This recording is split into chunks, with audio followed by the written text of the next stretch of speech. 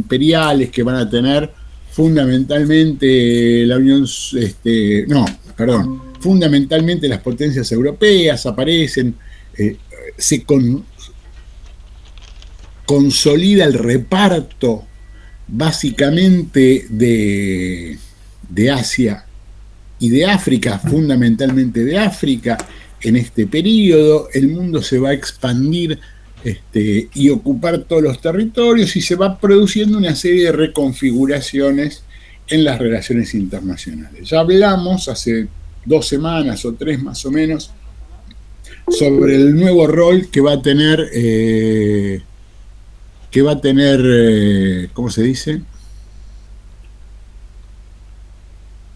La nueva Alemania, que se va a convertir en una potencia central en todo este periodo, y en ese contexto, esa nueva reconfiguración va a plantear una serie de cuestiones a las cuales llamamos la paz armada. ¿Qué es la paz armada? Es un periodo de fuerte tensión en Europa, de rápida reconfiguración de nuevos sujetos y nuevos poderes. Digo, Alemania es un nuevo protagonista fundamental de todo este periodo.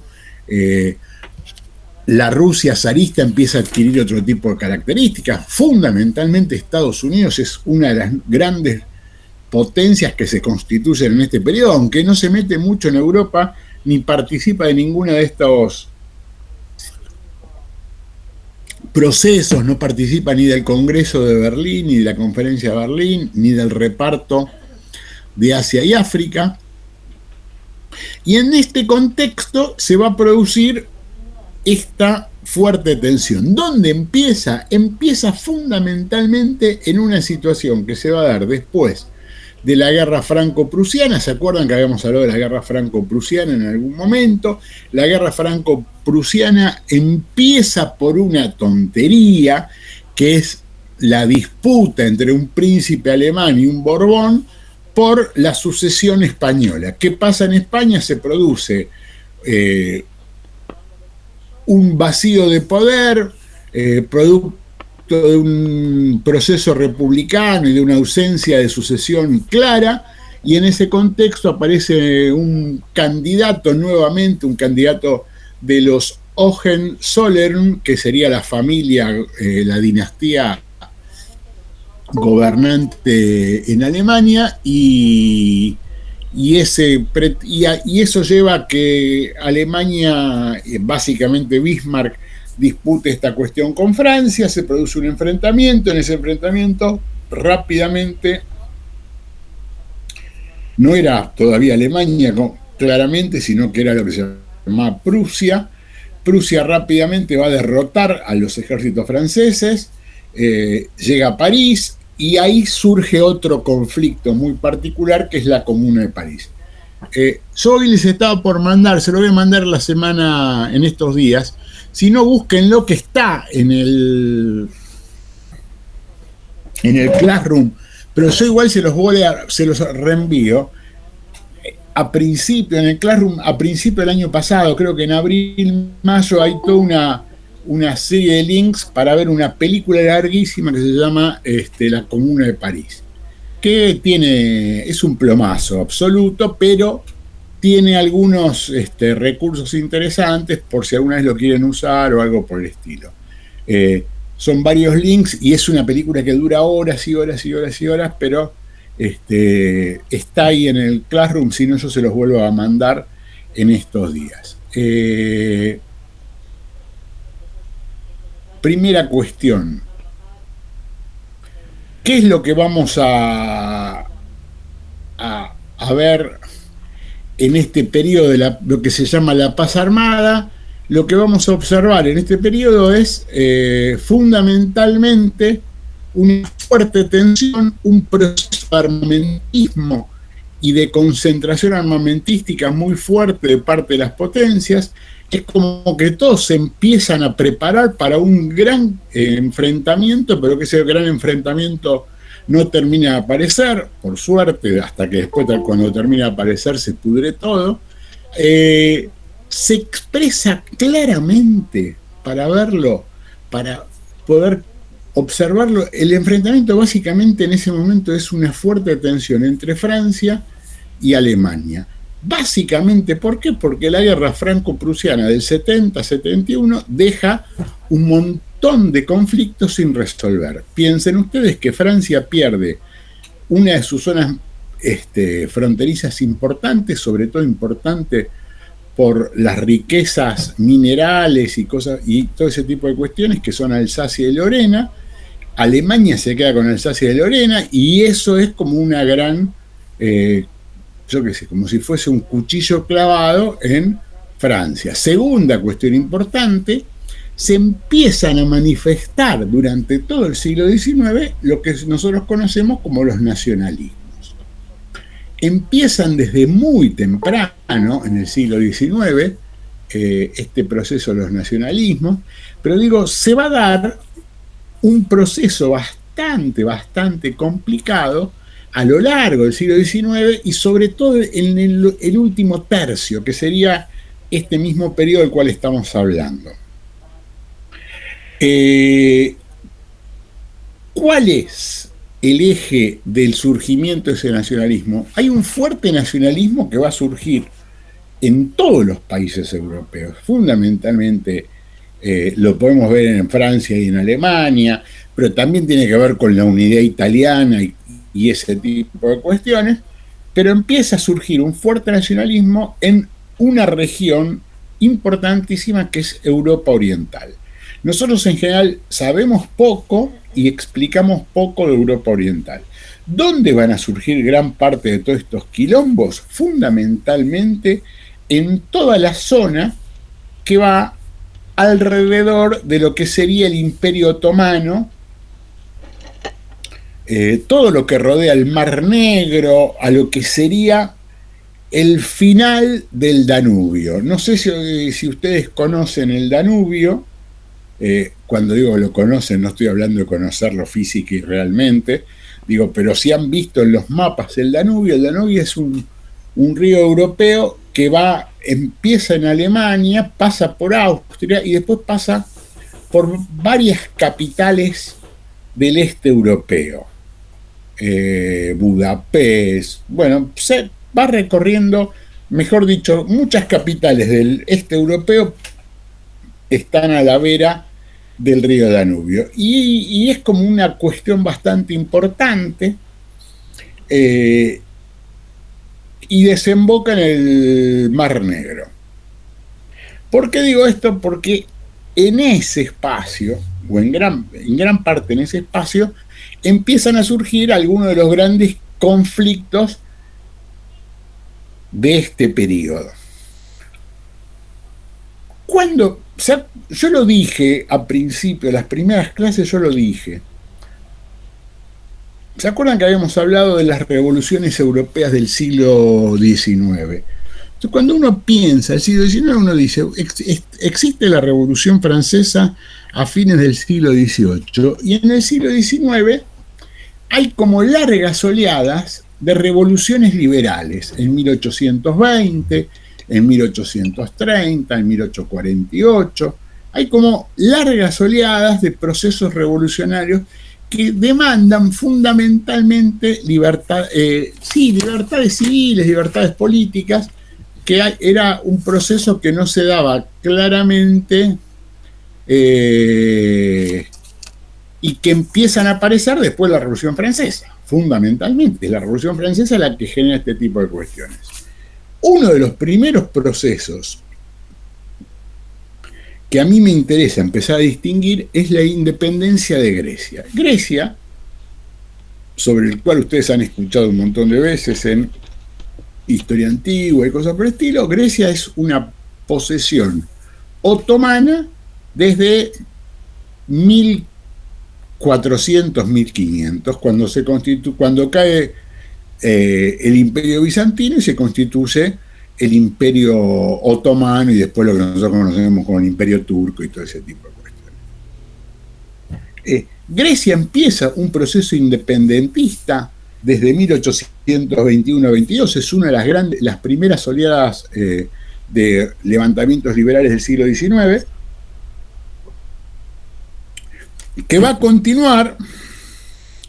En el 29 se produce lo que se conoce como el Tratado de Adrianópolis, y Grecia, cuando digo Grecia no estoy hablando de la Grecia que nosotros conocemos ahora, una pequeña parte de la península va a hacer o va a reconocer su independencia a partir de 1829-30. En ese proceso, Grecia se autonomiza del Imperio Otomano, y junto a la autonomía griega, la independencia griega está fechada en 1830, pero a partir del 28-29 empieza a declararse la autonomía de algunas regiones de los Balcanes y de la península balcánica. Grecia, Serbia y hacia el norte lo que se conoce como los principados balcánicos, los principados de Valaquia y Moldavia. Valaquia y Moldavia son fundamentalmente, para que lo reconozcamos, o que ustedes lo puedan reconocer, lo que nosotros llamamos Rumania actualmente. Entonces, ese proceso de surgimiento de estos nacionalismos y de estos planteos independentistas se confirman, se constituyen fuertemente a partir de 1930, con la independencia de Grecia. Lo que sí aparece en ese periodo va a ser un proceso bastante importante de autonomías. Va a haber un montón de regiones que se van a autonomizar. ¿De qué manera logran su autonomía estas regiones? Básicamente con, ¿cómo se dice? Con la protección o los protectorados que van a ejercer sobre ellas, fundamentalmente Gran Bretaña. Y después va a haber dos grandes imperios, algo de lo cual ya hablamos en algún momento, que van a avanzar fuertemente sobre este proceso. ¿Cuáles son esos dos grandes imperios que avanzan sobre este proceso? Fundamentalmente el Imperio Austrohúngaro, mejor dicho, en ese momento el Imperio Austríaco, después se va a constituir el Imperio Austrohúngaro, y el otro que va a aparecer fuertemente incluido en este proceso, o que va a aparecer a partir de este proceso, va a ser Rusia, que va a aspirar y va a pretender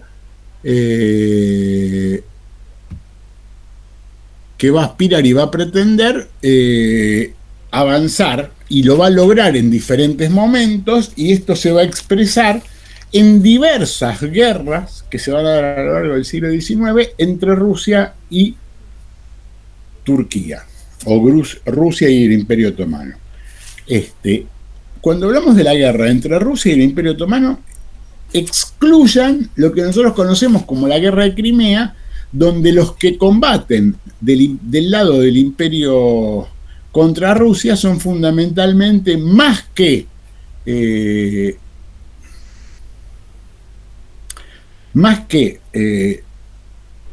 Rusia, discúlpenme, pero estoy haciendo un quilombo acá con las pantallas que no lo entiendo, pero no importa. Espero que en algún momento poder reorganizar mi pantalla, sobre la cual no veo un pito. Ahora tengo a Villalba como principal y no tengo, ¿cómo se dice? Pero bueno, entonces se van a dar una serie de enfrentamientos y de guerras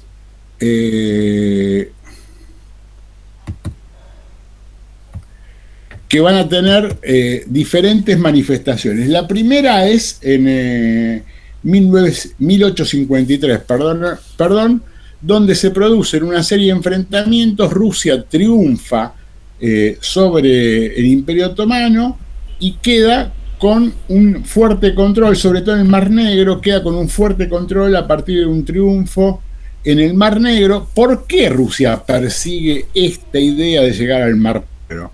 Porque si ustedes ven un mapa, que sería interesante que lo tengan, varias veces se los pedí, se los vuelvo a pedir en este momento, si ustedes tuviesen un mapa, en el mapa lo que se va a ver claramente es que del Mar Negro ustedes llegan a el mar Mediterráneo. ¿Por qué? Porque el Mar Negro está el estrecho después del Bósforo, el paso de los Dardanelos y todo ese tipo de cuestiones, y ustedes llegarían a el Mediterráneo. Con lo cual Rusia lograría una extensión que va desde Europa. Piensen que en ese momento Rusia llegaba a Polonia en ese momento, o la influencia rusa llegaba, estamos hablando mitad del siglo XIX, llegaba casi hasta Polonia, lindaban con Alemania, o para gran parte hasta el Pacífico, y estaría llegando de alguna manera hasta el Mediterráneo, con lo cual convertía eso de esa manera a Rusia en una potencia bastante más significativa de lo que nosotros estamos pensando, viendo en otros momentos. Entonces, pregunta, en el estrecho del Bósforo es donde está en ese momento Constantinopla, Estambul. Sí, sí. Está justo ahí. Está justo en el estrecho. Estambul está dividida, ahora es como dos partes, pero básicamente está del lado europeo, pero sí, es como la misma ciudad. Sí. Es como un recorrido es un paseo de Estambul ese, sí. O sea, y la ciudad se continúa, o sea, hay Estambul de los dos lados. Estambul en ese caso no sé si se llama de la misma manera, pero es la misma ciudad. Yo eso lo conozco y lo vi, y hice ese paseo en una lanchita y cosas, en una lanchita, yo qué sé, como las lanchas del Tigre, pero es un recorrido, es un paseo, sí. Es como un pequeño mar cerradito y hay dos pasos, uno y otro, y de un lado está Estambul, el lado europeo, del otro lado también hay como son barrios diferentes y cosas por el estilo, pero sigue siendo la misma ciudad, sí. Bueno, la cuestión está en que en el 53 se produce esto y Rusia llega a lograr una fuerte dominación básicamente en el Mar Negro. ¿Qué es lo que va a pasar después? Ahí empieza lo que nosotros conocemos como la Guerra de Crimea. La Guerra de Crimea es un enfrentamiento ya en el mismo, o sea, como una sucesión de lo que estábamos hablando. Se meten Francia e Inglaterra, empiezan a pelear contra Rusia, supuestamente apoyando al Imperio Otomano, alrededor de lo que es la península de Crimea. Si siguen buscando con ese mapa, van a ver que la península de Crimea es una península que va al norte del Mar Negro, o sea que sería como una península importante al norte del Mar Negro. Y al sur sería Estambul y lo que estábamos hablando recién. En ese contexto se producen una serie de cuestiones y esta guerra termina con un triunfo de Inglaterra y Francia sobre Rusia, que va a lograr, a partir del acuerdo que se llama la Paz de París, una serie de cuestiones que va a ser una mayor presencia y dominación de Francia e Inglaterra sobre el Mar Negro, y que los rusos tienen que liberar el Danubio. ¿Por qué es tan importante la liberación del Danubio? Porque yo les estaba diciendo, gran parte de las capitales del este europeo están a la vera del Danubio, y es un control muy importante, y el Danubio desemboca en la costa oeste del Mar Negro. ¿Se entiende más o menos o no? El Mar Negro, que busquen en el mapa, Al norte está Crimea, al sur está el estrecho de los Dardanelos, que son el Bósforo y todo ese tipo de cuestiones, y al oeste está la desembocadura del Danubio. ¿Qué otras consecuencias plantea Moldavia y Valaquia? Para que entiendan, Moldavia y Valaquia son lo que nosotros conocemos hoy como Rumania. Logran también la autonomía.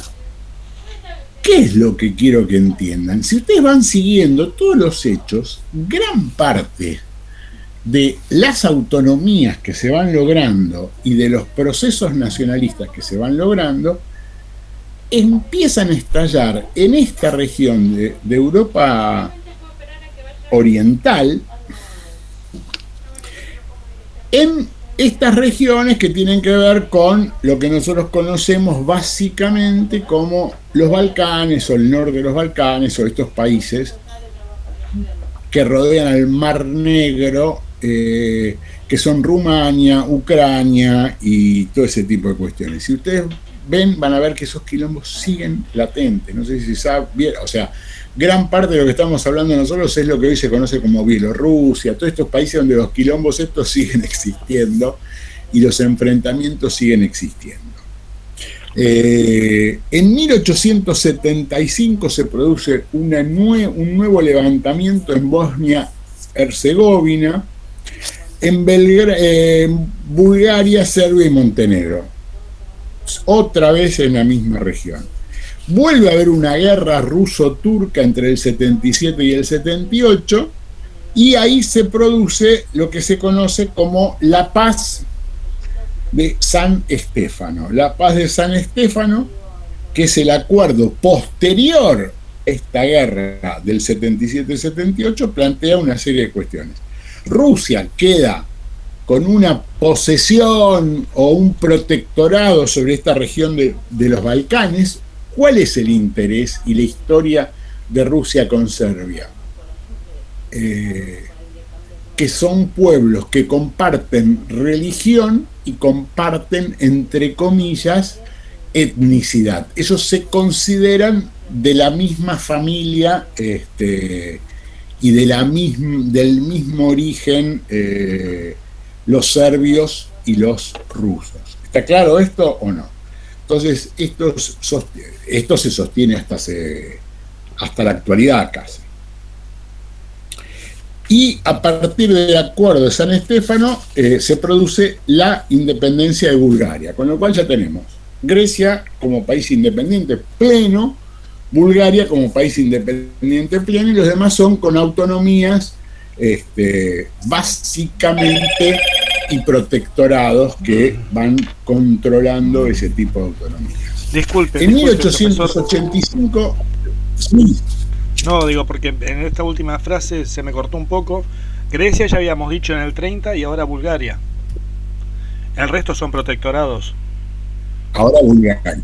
Bien. No son protectorados. Grecia y Bulgaria ya son estados. No, esos ya son estados. Grecia bastante diferente a lo que... Los otros son estados autónomos, pero con cierto criterio de protectorado, protegidos generalmente por Francia, Inglaterra o alguno de esos países. O el caso de Rusia, como Serbia durante un periodo. ¿Está claro o no? Son estados reconocidos, pero no naciones, ¿no? No, nación y estado son dos cosas diferentes. La nación es una cuestión que tiene que ver con un proceso ideológico. Por eso decía, digo, es como Palestina, es un estado reconocido, pero no como nación. Pero generalmente la nación preexiste al Estado, si lo pensás, Santini. No sé, no, deberíamos debatirlo más profundamente, pero yo no sé. El Estado palestino existe, es un Estado sui generis, no es un Estado pleno, pero es un Estado que está, es un Estado que tiene, si querés, fuerzas armadas, elecciones y un montón de cuestiones, pero está subsumido bajo una influencia que es la del Estado de Israel, que le quita y le otorga determinado tipo de cuestiones. No gobierna, pero domina, hegemoniza sobre determinado tipo de cuestiones. O sea, es cuando no sos un Estado pleno, me parece, ¿no? Pero yo no metería el criterio de nación. Santini sos, ¿no? El que había hecho la pregunta. Porque para mí el problema de la nación es otra cosa. Tiene que ver con más un aspecto ideológico que con un aspecto institucional. El Estado es plenamente institucional. Es formal en ese sentido. Inclusive, si vos lo mirás, vas a ver que hay estados plurinacionales, sobre todo en esas regiones. Y muchos de estos estados, digo, bueno, el estado más complejamente plurinacional en toda esta región, que va a ser uno de los grandes quilombos del siglo XX, es Yugoslavia, Santini, donde confluyen Serbia, Croacia, Montenegro. Por eso digo, hay estados sin naciones. Incluso en una nación hay varios estados, qué sé yo, en Italia está Malta, San Marino, Andorra en España y Francia, digo, eso quería decir, digo, si tiene alguna similitud con eso. No, bueno, porque no tiene que ver con nación. Andorra, yo desconozco que haya una nación Andorra, o andorresa, o andorrina, o no sé cómo se llamaría. ¿Me entendés lo que te estoy diciendo? Por eso, no es una nación, es un cogobierno, pero por eso quería decir, digo, por ahí tienes luz de Estado autónomo con cierta decisión, pero no llega a ser plenamente independiente. Eso, nada más quería pensar una analogía así. Me complica que introducís el término nación. Si sacás la palabra nación, digo, vos tenés estados y tenés estados que son, si querés, subalternos a otros estados, que no son estados plenos. Lo que vos decís, Andorra. Y Andorra está entre dos países, digo, es San Marino, son como inventos. ¿Se entiende lo que estoy diciendo o no? No todos esos estados, o sea, yo sería cuidadoso con tu planteo de Estado y Nación, porque para mí son dos planos diferentes, Jorge, eso sí. Son dos planos diferentes que yo pretendo no confundir y te voy a explicar por qué. Te doy un ejemplo. Esto puede producir un quilombo si hay alguno dentro de este grupo, pero doy un ejemplo. Uruguay se constituye como Estado. ¿Cuál es la nación uruguaya? ¿Se entiende lo que estoy diciendo? Artigas no pensaba en la nación uruguaya. Ahora viene Marqués y me putea en todos los idiomas. Pero digo, ¿cuál sería la nación uruguaya? Explíquenmelo. ¿Alguien me lo puede explicar? Profe, ¿se puede entender bien con la constitución boliviana, que es un estado plurinacional? Justamente hay muchas naciones que conviven en un estado, nación tomada como un conjunto cultural, étnico, va por estado. Cada cosa que quieren facilitar la complican. Profe, pero entonces... Perdón, déjeme explicar por qué y después me contesta Valeria. No se enoje por la... No digo que está diciendo lo mismo que Ariel, entonces hay estados sin nación. Sí, también hay naciones sin estado. Y o sea, yo lo que no entiendo es por qué hay que mezclar, porque Maximiliano agrega otro quilombo, pero no estoy de acuerdo. Porque el Estado plurinacional boliviano es reconocer algo que estaba escondido y que además no tiene la entidad de esa, porque realmente eso se logra artificialmente, porque todavía no tienen plenos derechos las naciones de los pueblos originarios. O sea, está muy bien lo que hizo Evo y algunas cuestiones, pero eso no está expresado en una realidad efectiva como pretenderíamos que existiese. ¿Se entiende lo que estoy diciendo? Maximiliano, yo te podría decir que también en nuestro país deberíamos pensar en un Estado plurinacional porque hay nacionalidades originarias. Por ejemplo, hoy en Chile, probablemente un país muchísimo más conservador que nosotros y con una actitud mucho más reaccionaria con sus pueblos originarios en los últimos 50 años, existe una representación de esos pueblos en la constituyente. Por primera vez en la historia, Chile tiene que reconocer a la nación mapuche, donde están todos sopres, ¿viste? Los mapuches, ¿viste? No sé si vos seguiste el caso cuando fue lo de Santiago Maldonado. La represión sobre los mapuches es mucho más terrible en Chile que en la Argentina, porque también la movilización mapuche es más fuerte. Entonces yo no mezclo, soy cuidadoso. Y voy a explicar por qué soy cuidadoso. ¿Podríamos discutir esto? Sí, pero tendríamos que tener 2 o 3 clases donde lleguemos a acuerdos y todos digamos que nación es lo mismo para todos los que estamos acá y que Estado es lo mismo para todos los que estamos acá. ¿Se entiende lo que estoy diciendo o no? Como en estas condiciones estos debates se complican y además yo tengo, y lo digo respetuosamente, creo que no tienen el background, o sea que sería la formación previa para hacer este debate de manera pareja entre los 30 que estamos acá adentro, justo somos 30 en este momento, entonces pretendo dejar este debate, si querés, para más adelante, porque gran parte de estos debates, lo digo por Maximiliano, por Jorge y por los que tuvieron, digo, ¿sabes cuándo van a volver a surgir? Cuando discutamos África. Los movimientos de liberación nacional en África, porque en África se produce otra vez esta discusión. Y acá tenemos que empezar a discutir sobre categorías, por lo menos que estemos de acuerdo, cuando decimos algo decimos lo mismo. Esto es lo que quiero decir. ¿Se entiende lo que estoy diciendo, Santini, o no? Yo no digo que estemos de acuerdo, pero que por lo menos entendamos todos lo mismo de lo que estamos diciendo. Aunque después digamos, no, pues este dice una boludez o yo estoy en contra de lo que está diciendo. Por eso digo, hay que ser cuidadoso cuando decimos nación o Estado. Porque no siempre un Estado está sobre lo que es una nación, o una nación antecede o sucede a un Estado idéntico. Te doy el ejemplo más claro y más sencillo y más próximo que tenemos nosotros. Que alguien me explique cuál es la nacionalidad uruguaya. Digo, vos vas a Uruguay, cosa que en algún momento yo hice, y vos vas al Museo Histórico Nacional de Uruguay y te hablan de la República Vieja, y te dicen porque Artigas, y vos decís, pero Artigas vivió acá, declaró independencia. Cuando digo acá, digo de este lado del río Uruguay. ¿Se entiende lo que estoy diciendo? Los pueblos libres él los declara en el territorio de lo que hoy es Entre Ríos. Para Artigas, la nación era otra cosa, no era lo que es hoy para los Sanguinetti, los Lacalle Pou o todos estos paparulos. ¿Se entiende lo que estoy diciendo o no? Entonces, me parece que mezclar las categorías es un tema complejo. A eso voy, nada más. ¿Quedó más o menos claro o quedó más confuso? Profe, disculpe, pero en el caso de estados tan jóvenes como los nuestros, a su vez la estatalidad no añade un problema porque forja cierto sentido de la nacionalidad.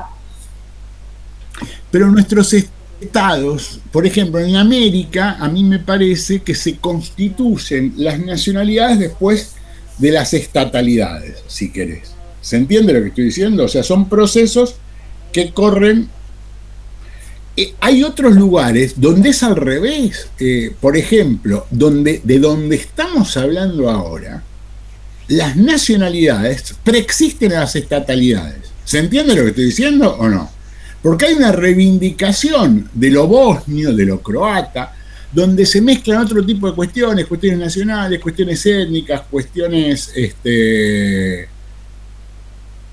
religiosas en algunos de estos cuando digo constituciones no me refiero al texto de una constitución, sino que me refiero a la constitución de la comunidad. ¿Se entiende lo que estoy diciendo o no? Entonces, me parece que es más complicado. Y yo cuando hay cosas complicadas quiero ser cuidadoso. Bueno, cuando vimos África lo mencionaste también esto, que quedaban tribus de un lado y del otro de los estados que se armaban medio aleatoriamente por las naciones conquistadoras. Pero yo doy el ejemplo, digo, ponele, lo vamos a ver cuando veamos Medio Oriente, cuando veamos Israel y Palestina. Digo, vos pensás que se constituye el Estado palestino, le dan un territorio en el 48, desaparece porque se lo afana Israel, parte Egipto, parte y después cuando surge, pero digo, todos sabemos lo que son los palestinos, ellos se autorreconocen como tal. ¿Se entiende lo que estoy diciendo o no? Un palestino sabe lo que es un palestino antes que exista el Estado palestino. Y el Estado palestino es una consecuencia, sino de un criterio nacional, de la constitución de una identidad. Porque me parece que es complejo pensar este tipo de cuestiones, porque metemos el tema de identidad, de nación, digo, y quiero decir otra cosa, chicos, con todo respeto, no digo chicos despectivamente, ni mucho menos. Sí, algunos se ponen contentos de que le digan chicos. Yo siempre me reía cuando mi abuela, estoy hablando hace 40, 50 años, decía, me voy a ver a las chicas, y yo decía, las viejas de mierda esas, y yo ahora voy a hablar con mis amigos y le digo, no, estoy acá con los pibes, y vos decís, pibes, hijo de puta, si somos un geriátrico. Pero bueno, más o menos, volviendo. Piensen ustedes que la idea de nacionalidad se constituye en este momento. Entonces, porque nosotros también hablamos de la nacionalidad alemana, y la nacionalidad alemana tenía un montón de fragmentaciones. Los prusianos, Prusia, esto, aquel, digo, me parece que es complejo, y estamos hablando de ese momento cuando surgen este tipo de cuestiones.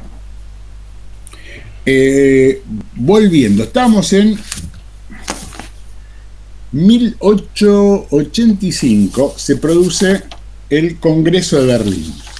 El Congreso de Berlín, ¿se acuerdan que ya habíamos hablado? Que es donde se reparte África entre los países europeos y cosas por el estilo. Toma un montón de medidas sobre esta región y sobre estos conflictos. Primero, de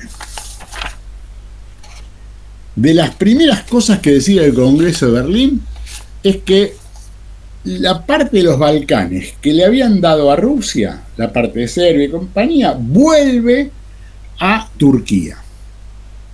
Chipre, ¿saben qué es Chipre? Es una isla que ahora está con dos regiones divididas hace unos años. Ahora creo que es un estado. Cuando yo era niño hubo una guerra en Chipre, me acuerdo, porque hay toda una tradición. Sí, cohabitada por Turquía y Grecia, ¿no? Sí, pero además por problemas religiosos. Entonces había Chipre de un lado y de otro. Hubo un enfrentamiento terrible en los 60, me acuerdo. Yo tengo una vaga noción, yo tenía 8 o 9 años, tampoco era una persona, pero me acuerdo de eso porque yo, no sé, tenía pocos años y leía los diarios y todas esas, o sea, era un niño medio raro, reconozco. Francia. A Francia le dan en este reparto de cosas, estamos hablando de cómo se reparte en el Imperio Otomano. Túnez. Francia tiene un largo quilombo históricamente por Marruecos con Alemania. O sea, Alemania siempre demanda presencia, injerencia, participación en África, y uno de los lugares que siempre demanda Alemania es su presencia en Marruecos. Después explico 2 o 3 momentos donde hubo quilombo, error, estas cosas. Italia se queda con Trípoli, que sería Libia. Bosnia y Herzegovina se lo anexa, se lo fagocita el Imperio Austrohúngaro. Esto lo van a ver, entre otras cosas, cuando sea el quilombo de la Primera Guerra Mundial, cuando aparece el quilombo de Sarajevo. Y el quilombo de Sarajevo surge de esta cuestión, ¿no? De la anexión de Bosnia y Herzegovina por el Imperio Austrohúngaro. Si ustedes se acuerdan o no, la Mano Negra, que es el grupo que mata, o sea, es el grupo, entre comillas, que mata al príncipe. Si ven la película que yo les recomendé, ¿cómo se llama? Hoy lo anoté el nombre porque era imposible. ¿Sarajevo puede ser, profe? ¿Qué? ¿Sarajevo? Sí, ya lo dije varias veces, pero estaba pensando en el director, Prochaska se llama el director. Bueno, si van a ver esa película, van a ver que el quilombo es mucho más complicado, pero digo, y Turquía se agarra a Armenia. Esto es importante que lo pensemos, que es en 1885, piensen ustedes, que en ese momento empieza a generarse el conflicto que después va a terminar con el genocidio armenio, que es el genocidio del 15. y empieza a reconfigurarse la cuestión alrededor de dos zonas del Imperio Otomano. Asia Menor, empieza la lenta penetración británica y francesa en lo que sería Líbano, Siria y cosas por el estilo, y Turquía pierde la hegemonía sobre el sultán de Egipto. Ahí tiene otro tema donde era un protectorado, o sea, Egipto ya era un reino medio, un reino sultanato, llámenlo como quieran, semi-independiente, pero bajo el protectorado otomano. Acá ya definitivamente queda bajo la égida y el control de Gran Bretaña, y empieza una fuerte intervención. Ya había empezado la intervención a partir de la construcción del Canal de Suez, pero digo, inclusive cultural, o sea, aparece la Universidad del Cairo, hay todo un proceso de fuerte presencia británica y un proceso de laicización y occidentalización de algunas costumbres en lugares como Egipto, Turquía y cosas por el estilo. Y en 1895 Creta pasa a Grecia. Creta era turca y la absorbe Grecia después de un enfrentamiento que es muy interesante, porque hay una guerra en 1895 entre Grecia y Turquía. La guerra la gana Turquía, o el enfrentamiento militar. Pero Creta queda bajo el control de Grecia. Esto es muy importante porque gran parte de la política griega del último siglo y medio tiene que ver con figuras cretenses. Yo qué sé, digo, el héroe nacional griego se llama Venizelos, no importa. Digo, el aeropuerto, las principales avenidas y cosas por el estilo. Y ese era un cretense que se incorpora en ese momento a Grecia. Estos quilombos siguen con idas y vueltas. En 1908 Austria vuelve a anexarse a Bosnia-Herzegovina, y ya se lo saca a Turquía. ¿Se acuerdan que habíamos dicho que Turquía había recuperado Bosnia-Herzegovina? Vuelve a sacárselo el Imperio Austrohúngaro, y acá empieza el gran quilombo alrededor de Serbia, que va a llevar a las dos guerras balcánicas, una en 1912 y una en 1913, que serían los dos últimos antecedentes previos a la guerra, a la Primera Guerra Mundial. En la primera guerra, la guerra balcánica de 1912, pelean Serbia, Bulgaria, Grecia, Montenegro, todos estos apoyados por Rusia, repito, Grecia, Montenegro, Bulgaria y Serbia, apoyados por Rusia contra Turquía y Austria, logran la independencia de todos estos países. O sea, Serbia se constituye en un país, Bulgaria, Montenegro y cosas por el estilo. Y el tema está que en ese reparto ganan Serbia, ganan Grecia, ganan Montenegro, pero no gana Bulgaria. Con lo cual, cuando termina eso, se produce una segunda guerra de los Balcanes, que es Bulgaria contra los que habían sido sus socios, que eran Serbia, Grecia y Montenegro, y Bulgaria lo que pide es una salida al mar Egeo. Esa es la segunda guerra de los Balcanes. Y era ¿La segunda guerra en qué fecha? También me quedó. Del 13, una en el 12 y otra en el 13. Mucho lugar no tenías, Facundo. Pensá que en el 14 ya empieza la... No, pero no sabía si había sido dentro también del 12. O sea, se habían... No, en el 12 y en el 13 son. No. Y el otro gran despelote previo a todo esto es el que se va a dar en el norte de África, alrededor de Marruecos. ¿Por qué? Porque hay una serie de crisis que se llaman las crisis marroquíes, que no terminan en guerra, pero siempre terminan en algún tratado. ¿Por qué son importantes estas crisis? porque de una de estas crisis, de la crisis de 1904-5, se constituye lo que se llama la Entente. Porque esto es importante, porque si ustedes conocen, esto lo habrán escuchado en la escuela secundaria o alguna vez si leyeron algo sobre la Primera Guerra Mundial, la Primera Guerra Mundial enfrenta a lo que se conoce como la Triple Alianza con la Triple Entente. La Triple Alianza es una alianza entre Austria, Hungría, Italia, y algunas regiones, Italia no, perdón, y algunas potencias de los Balcanes, y por el otro lado se enfrentan con lo que se conoce como la Triple Entente. ¿Qué era la Triple Entente? A partir de del quilombo que se produce en la crisis marroquí, ahora voy a explicar cuál es, se produce un acuerdo que se llama el Acuerdo de Algeciras, y el Acuerdo de Algeciras promueve la Entente Cordiale o Triple Entente. ¿Cuál fue el quilombo? El quilombo fue que siempre, o sea, en Marruecos existía una monarquía que actuaba como un protectorado francés. Marruecos, Argelia y toda esa zona del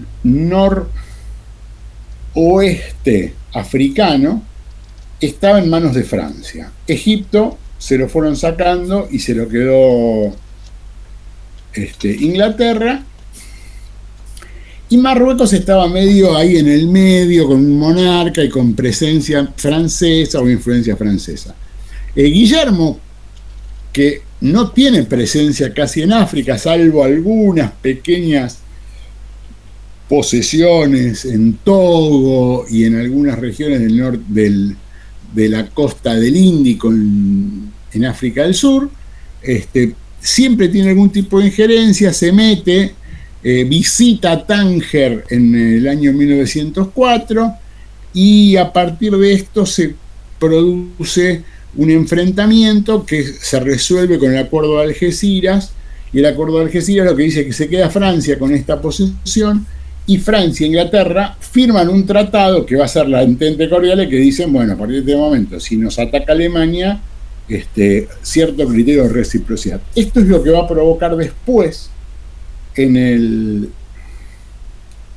inicio de la Primera Guerra Mundial, esta cuestión de alianzas. Todo este periodo, si ustedes han escuchado lo que yo dije, vieron que son enfrentamientos, acuerdos, tratados y cosas por el estilo.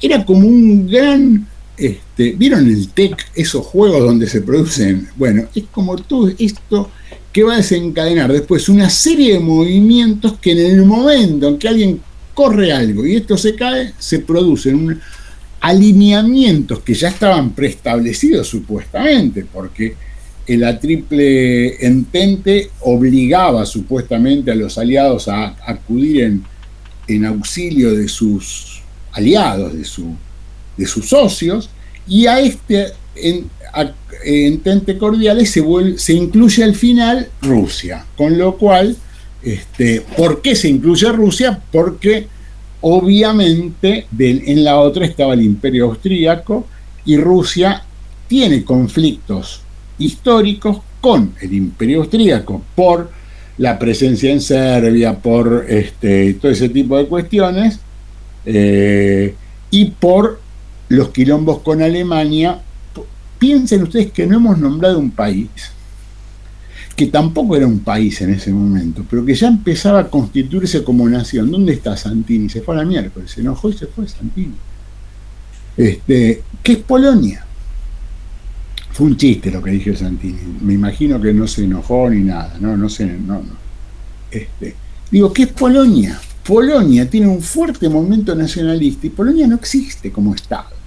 Y Polonia va a surgir como Estado, se va a constituir como tal, recién después de la Primera Guerra Mundial. Digo, para que quede claro, Polonia surge como Estado, aparece como Estado y ya tiene generales, cosa que es algo raro, ¿no? Porque digo, un Estado que nazca de la mano de un general es algo complicado, porque, digo, se supone que alguien para ser general tiene que hacer una carrera militar, digo, y Pilsudski tiene una tradición alrededor de su enfrentamiento con el imperio zarista y con Alemania y cosas por eso. Pero digo, para que quede claro, Polonia es un invento del Tratado de Versalles como Estado, aunque la nación ya existe y hay toda una larga tradición de fin del siglo XIX, todo el siglo XIX, alrededor de música, de literatura polaca. La polonesa es del siglo XIX y no existía Polonia como tal. Y el segundo quilombo en esta región, que es Marruecos, se va a dar en el 11. Otra vez Alemania va a tener una demanda alrededor de Marruecos, y para resolver este entuerto entre Alemania y Francia, Francia cede un pedacito que tenía del Congo, y ese pedacito que tenía del Congo se lo cede a Alemania, como diciendo, te doy esto a cambio de no me jodas más en Marruecos. Y así vamos hacia el gran quilombo que va a ser la Primera Guerra Mundial. Dos cosas les voy a pedir. Yo, si puedo, les voy a mandar el link. Me gustaría que vean para la semana que viene, no estoy diciendo para el lunes las 2, El oficial y el espía, que es una peli, yo creo que ya la nombré, es una película año 2019 de Roman Polanski. Polanski es un director muy famoso, famoso por diversas cuestiones. Ha hecho un montón de películas muy buenas históricamente, además es famoso por los quilombos en los cuales se ha metido, porque se ha acusado de abusar, se lo han acusado de abuso de jóvenes y cosas por el estilo, no puede entrar a Estados Unidos, gana un Oscar y no puede ir a recibirlo, todo un quilombo que tiene Polanski, es una figura así. Por el crimen de la mujer. ¿Cómo? Por el crimen de la mujer también, ¿no? No, él no tiene nada que ver con el crimen de la mujer. Si hay, la única, no digo él, digo por todo el asesinato de Sharon Tate. La familia Manson. Sí, pero no tiene nada que ver Polanski. No digo él, digo que fue el marido de Sharon Tate. Ah, sí. Sí, aparece en esta película que se llama Había una vez en Hollywood, la última de Tarantino, importante. Hablan de él. Sí, pero él no aparece, porque no estaba. No, pero después tuvo quilombo. Sí, era el marido de Sharon Tate cuando se produce el crimen de la familia Manson y todo ese tipo de locuras. Polaco, hablando de Polonia. Sí, no, es un director polaco que se escapa rápidamente de Polonia con el tema de no ser comunista y todo ese tipo de cuestiones. Vive en gran parte de su vida en París, la mayor parte de su vida la vive en París, en Europa. Tiene algunas películas que seguramente alguna habrán visto, El pianista en las últimas décadas, que es una linda película sobre Varsovia y en la época de la invasión nazi, lo que sería el gueto de Varsovia y cosas por el estilo. Pero básicamente esta película se llama El oficial y el espía, es muy interesante porque trata un tema que todo el mundo le ha dado mucha bola, que es el tema de lo que se llama el caso Dreyfus. ¿Qué es el caso Dreyfus? Lo cuento muy rápidamente, igual si van a ver la película van a ver más en detalle. Dreyfus era un capitán del ejército francés, que en un momento determinado es acusado de darle de entregarle secretos a Alemania. Francia y Alemania están desde 1871 hasta 1914 enfrascados en un proceso de armamentismo muy fuerte y de espionaje muy fuerte, básicamente alrededor de que se sabía que tarde o temprano iban a terminar enfrentados. Lo acusan a Dreyfus de vender secretos militares sobre las defensas francesas. Esto genera un gran quilombo. ¿Cuál es el quilombo de la acusación a Dreyfus? Porque hubo un montón de acusaciones. Dreyfus, además de todo, era judío. Entonces, era un francés que había hecho gran parte de la carrera militar y tenía un muy buen pasar en Francia, sí, sin ningún lugar a dudas. Pero además era judío, lo que llevó a toda una cuestión de echarle la culpa a los judíos, de trabajar para los alemanes. En ese momento era un gran quilombo porque en Francia acusaban a los judíos de trabajar para los alemanes, en Alemania acusaban a los judíos de trabajar para los franceses. hay un hecho muy gracioso que lo vamos a ver en algún momento. Cuando se produce la Revolución Rusa, al que acusan de judío siempre es a Lenin, que no era judío, y al que nunca acusaron de judío era a Trotsky, que se llamaba David Bronstein, digo. O sea, esas cosas que tiene la cuestión popular, ¿no? Pero digo, el tema con Lenin es más complicado porque Lenin en un momento vuelve en un tren, y piensen ustedes que Rusia era enemiga de Alemania, y Alemania hace todo lo posible para que en abril del 18 Lenin pueda volver. Entonces es toda una situación así bastante compleja y lo acusan todo el tiempo a Lenin. Digo, en este contexto, esta expresión de acusar a este personaje porque era judío y cosas por el estilo, trata de aprovechar, vean las dos películas, digo, el oficial, el espía y Sarajevo, y van a ver que en los dos casos, en uno acusan a los que atacan a los, o sea, hay toda una cuestión de usar como chivo expiatorio a un abogado judío en el caso de la defensa de los que habían matado al príncipe austríaco, y en el otro, pero digo, es como si fuesen en espejo, y en los dos lugares, que son los dos bandos, acusan a los mismos de ser traidores a la patria. ¿Se entiende lo que estoy diciendo o no? Y esto es una expresión bastante interesante sobre lo que es una forma de nacionalismo que termina produciéndose en ese momento en Europa, que en general se la llama chauvinismo, cosas por el estilo, que es como un ultranacionalismo donde siempre buscan el enemigo en el otro, o este fenómeno se expresa fuertemente en diversos países en ese momento. Digo, para que quede claro, unos años después en la Argentina se produce la Semana Trágica, que empieza como una persecución a los anarquistas y termina con quemando sinagogas en Once por una asociación que nadie entiende. Digo, aparte una sinagoga donde van los judíos que casualmente no estaban vinculados al anarquismo en ese momento. Entonces, digo, me parece interesante entender este fenómeno de una expresión desfigurada de lo que sería, en este caso, los nacionalismos y esa exacerbación de esos modelos de nacionalismo. Preguntas, jóvenes. Yo les voy a poner los links de las películas. No sé mucho. Para mí, Cuevana es un misterio al cual odio. Si alguno consigue... Sarajevo está en Netflix. Sarajevo está en Netflix, sí. No hay problema. La del caso Dreyfus, el oficial y el espía, compartí el link en el Classroom hace unas fechas, ya unas semanas, más o menos. Sí, pero yo ya me lo mandaste a mí y yo dije, me pidieron tarjeta de crédito. O sea, busquen uno que no sea, chicos, ¿no? Alguna forma que no me pidan. No, hay que cerrar el anuncio, nada más. Bueno, vamos a buscar otro.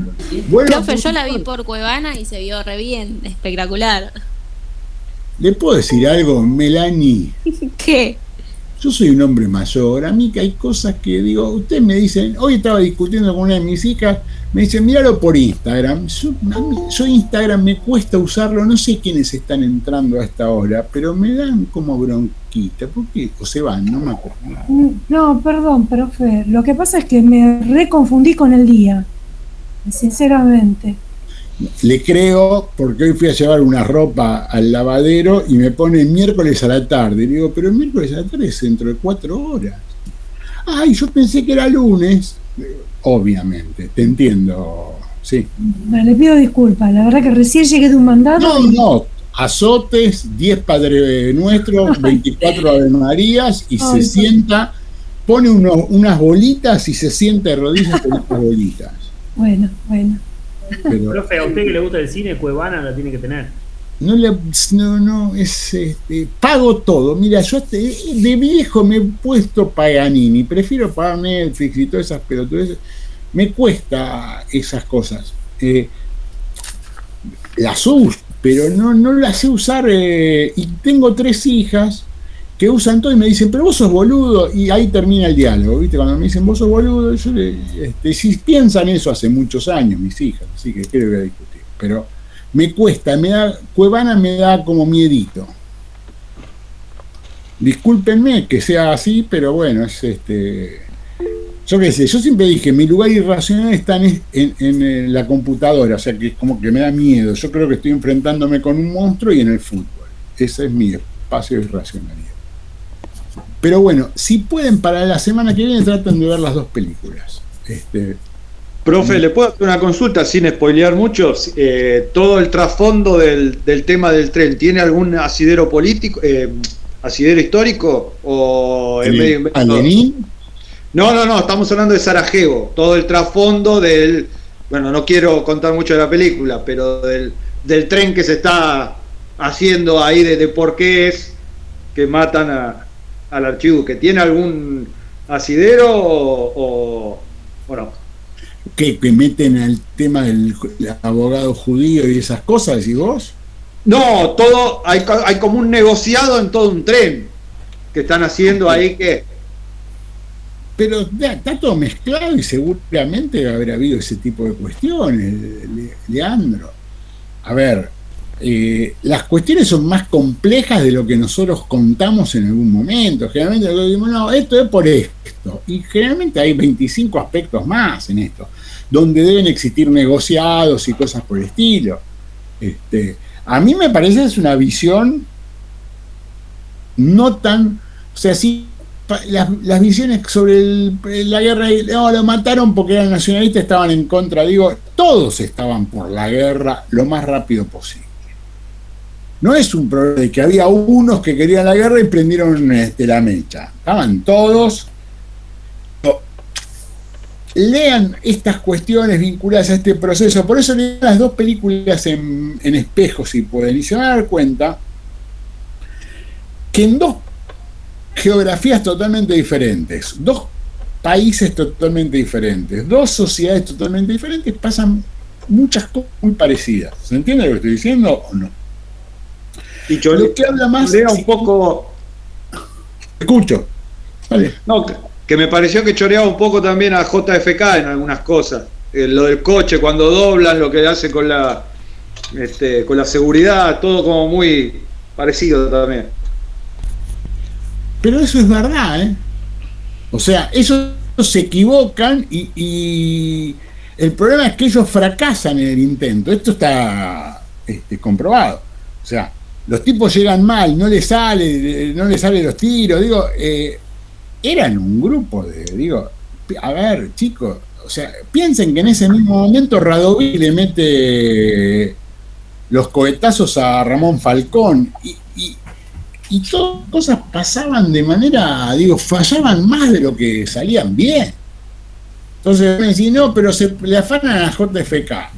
Primero, JFK afana otras cosas, no importa, pero ese hecho sucede en serio, así, eso está contado en diversas fuentes históricas. O sea, iban a hacer atentados, le falla y de repente los tipos se están reuniendo diciendo, uy, che, nos salió mal, y aparece ¿cómo se llama?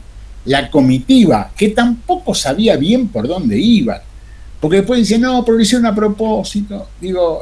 Ahí había un problema grave entre los servicios serbios, que en parte usaban a estos grupos y en parte los perseguían, entre comillas. Donde hay servicios de por medio, nada es claro. Y no es un invento ni del FBI ni de la CIA.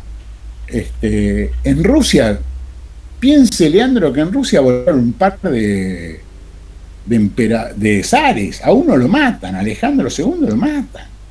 Y no matan a Alejandro II lo matan. Alejandro III pega en el palo varias veces y matan a varios ministros. O sea, porque sobre todo en Rusia había muchos quilombos entre anarquistas y estos grupos que se llamaban populistas. ¿Se acuerdan que el otro día estábamos hablando de estos grupos populistas? Entonces, todos estos grupos populistas son grupos muy pequeños, entonces los servicios no pueden, o sea, no es como ahora donde está todo cubierto y todos te saben por tenés un GPS en el culo, más o menos, más allá de la vacuna rusa que te pone otro GPS ahora, ¿no? Obviamente, pero viste que es parte de lo que están discutiendo. Pero digo, en esa época pasaban estas cosas y en la historia pasan cosas raras que son errores y estupideces y tonterías y casualidades. Pero no creo que sea un afano a JFK, para nada. Me parece que es al revés, si quieres. Cosa que no puede ser porque JFK es mucho más vieja, pero a las circunstancias. ¿Alguna otra pregunta, niños? Me voy a ver el partido. ¿Sí? Profe, yo le quería comentar sobre lo que habíamos hablado. ¿Me va a humillar nuevamente diciéndome que no lo voy a humillar fácil? Esta vez. Bueno, no. Yo se lo escucho. No, que había algo que me había llamado la atención del Capitán y el Espía, sobre todo que era un nacionalismo bastante conservador y tradicional y que en el pueblo ya había un antisemitismo bastante arraigado, es la importancia de la opinión pública también, hasta inclusive en esa época que había. Pero porque empieza a aparecer la opinión pública ahí, Melanie, o sea... sí, eso me llamó la atención. Sí. Empieza a aparecer, o sea, la opinión pública surge, o lo que se conoce como opinión pública, que tampoco es opinión pública, empieza a surgir con los periódicos. Los periódicos empiezan a construir eso. Algunos surgen a fines del siglo XIX, parcialmente, digo, pero a ver, para que le quede claro, en Chile Sarmiento publica Facundo, Civilización o Barbarie en 1840 y pico. Estos autores franceses, Solá y todos ellos son de esa época, y ahí empieza a constituirse este público que tiene que ver con un proceso más complejo. Yo no creo que tengamos tiempo de verlo, pero digo, sería interesante verlo. A mí me preocupa porque nunca se ven cuestiones culturales en el profesorado, ¿no? O sea, yo ya me he peleado muchas veces, intenté presentar proyectos y después te terminan cagando, entonces ya ni me preocupo porque no me interesa. No me interesa el debate y la pelea, ¿no? Pero lo que digo es, Adorno, que es uno de los intelectuales importantes del siglo XX, probablemente los más importantes, y Walter Benjamin y todos esos, empiezan a pensar esto, todos los cambios tecnológicos y culturales que se producen a fines del siglo XIX, principios del siglo XX, el periódico, la radio, el cine, los medios de comunicación, empiezan a generar una nueva forma de comunicación. Vos antes, hasta mitad del siglo XIX, para escuchar música, la única manera que podías escuchar música es si vos escuchabas a 3 músicos que tocaban música en vivo. A fines del siglo XIX vos podés empezar a escuchar música producto de la reproducción técnica. ¿Se entiende lo que estoy diciendo o no? A mediados del siglo XIX, vos para ver la imagen, o sea, Leandro, si alguien quería ver la foto de Leandro o la imagen de Leandro, tenía que ver un cuadro sobre Leandro. Tomo a Leandro porque lo veo acá en un recuadro, ¿no? A partir de fines del siglo XIX, la segunda mitad del siglo XIX, aparece la fotografía, después aparece el cine. Entonces, Benjamin habla de la reproductibilidad técnica, se llama, ¿no? O sea, la posibilidad de masificar las expresiones culturales, intelectuales, artísticas, reproducirlo. O sea, hasta fines del siglo XIX, el valor era lo único y reproducible. A partir de fines del XIX, principio del XX, lo masivo empieza a adquirir significación. Entonces, ¿por qué? Porque se produce lo que Benjamin llama la reproductibilidad técnica. La semana que viene lo comento con más detalles, si quiere. Se fue a la miércoles, Melanie, pero no importa. No, lo escuché, acá estoy. Pero, y aparece ahí lo que sería de opinión pública. Pero esto tiene que ver con otra cuestión, con que en esos países se empieza a masificar la escuela, Melanie. Porque si no hay escuela masiva, no hay lectores en cantidad, ¿se entiende? O sea, es verdad, sí. Se mostraron las universidades y demás. pero la escuela pública empieza a aparecer como un elemento importante en Alemania, en Francia, en diversos países europeos, más en Alemania y en Francia que en otros países europeos. Entonces empieza a haber más gente alfabetizada, esa gente lee, acá mismo, digo, para que quede claro, hay un libro interesante de alguien que yo en una época quería mucho, se llama Sidicaro, que explica cómo se produce el diario de la Nación, y dice, hasta 1900 el diario de la Nación era un diario de partido, era el diario de Mitre para llegar al gobierno, no era un diario. Y en 1900, cuando muere Mitre y cosas por el estilo, hay como un cambio y se convierte en algo que se llama medio de comunicación. Entonces los diarios dejan de ser el pasquín de un partido, de un fulano que quiere intervenir en la política para inventar, o sea, siguen siendo lo mismo, pero a partir de ese momento dice, somos medios, no somos... Es muy interesante cómo construyen esta idea de que ellos son medios, que ellos comunican y para eso tienen que objetivizarse. ¿Se entiende lo que estoy diciendo? O sea, un diario de masas tiene que supuestamente ser objetivo. Mentira, no son objetivos un pito, pero digo, antes el diario de Sarmiento era el diario de Sarmiento, el diario de Mitre era el pasquín de Mitre, el diario de... cada uno tenía su propio diario y lo defendía, no era que pretendían ser objetivos. Eso empieza a principios del siglo XX y en la Argentina se ve muy claro en el diario de la Nación, que está muy bien descrito, repito, por un libro de Ricardo Sidicaro, no se lo recomiendo para que lo lea porque son 600 páginas, pero que se llama La política desde arriba, o sea, explicando cómo cambia el contexto de diario, de grupete político a supuestamente un diario que pretende ser un medio de comunicación objetiva. Mentira, pero bueno. ¿Alguna otra cosa, chicos? Profesor, yo quería decir, con lo que decía de cómo las figuras políticas distribuían su imagen a la población por medio de los cuadros, por ejemplo, o la fotografía, cómo el hecho de que antes que salieran los daguerrotipos, el cuadro a la vez era una forma de publicidad y a la vez una forma, digamos, del Photoshop de la época para mostrar a las figuras engrandecidas como perfectas, como proyectar una imagen que era falsa, pero a la vez... ¿Pero por qué, Tomás? ¿Por qué? No, el cuadro nunca fue lo que usted dice. ¿No? No. Porque había muy pocos que veían el cuadro. Los reyes que se hacían pintar, no se hacían pintar para que lo vean miles de personas, se hacían pintar para guardarlo en su casa.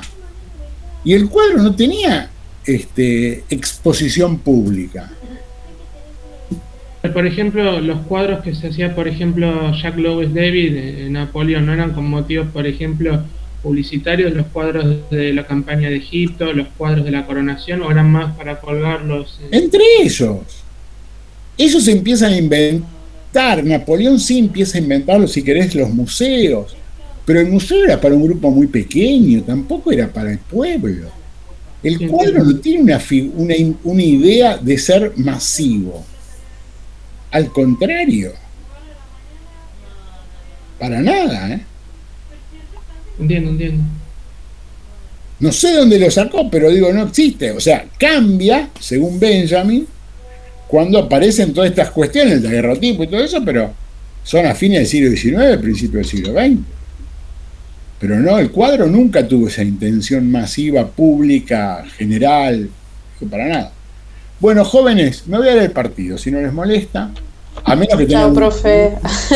Importante. No, yo no creo que queden preguntas. Importante, lo cago a piñas con todo. Mucha suerte con el poderosísimo Gavirá. Perdón, Maximiliano, ¿de qué cuadro es usted? Yo soy hincha del club que cumplió 120 años ayer, el más grande.